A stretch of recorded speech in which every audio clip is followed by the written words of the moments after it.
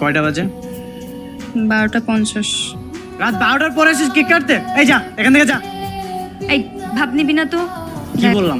চোখের সামনে থেকে যেতে বললাম না? কথা কানে যায় না? যা বাসা থেকে বেরো। এই তুই আমার সাথে এভাবে চিল্লায় কথা বলতেছিস কেন?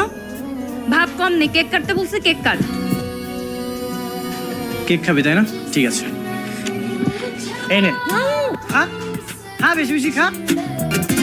কি করলে এটা ইমন? মা কই তুমি? মা, বাবা! যা করেছি না ভালোই করেছি। রাত 12টার পরে আসছে দয়া দেখাতে। চুপ কর। তো কি করবা? মাঝ রাতেও তোদের এই সার্কাস বন্ধ হয় না। এই তোরা কি আমাদেরকে একটু শান্তিতে ঘুমাতে দিবি না? বাবা আমি তো ঘুমাচ্ছিলাম, তোমার মেয়ে এসে আমাকে বিরক্ত করেছে। একটা চড় মারবো বেয়াদব, তাই বলে তোমার মুখে কেক ভেঙে দিবি? কি তুই আমাকে থাপ্পড় মারবি?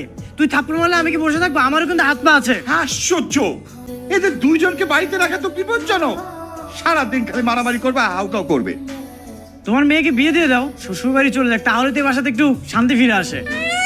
তোমার মেয়েকে বিয়ে দিয়ে দাও? এত সোজা তাই না? এত সহজে আমি বিয়ে করতাম না। আমি বিয়ে করে চলে যাই আর পুরো বাড়ির রাজত্ব তুমি পেয়ে যাও। হ্যাঁ, আমি এই বাড়িতে পড়ালেখা শেষ করবো, এরপর জব করবো, এরপর এই বাড়িতে থাকবো। আরে হয়েছে, সারা জীবন তো এই বাড়িতে থাকি। মা, যা ফ্রেশ হ। কি হলো বসে আছিস কেন? যা বেরো। তুই এই তোরে আমি ছাড়বো না বলে দিলাম।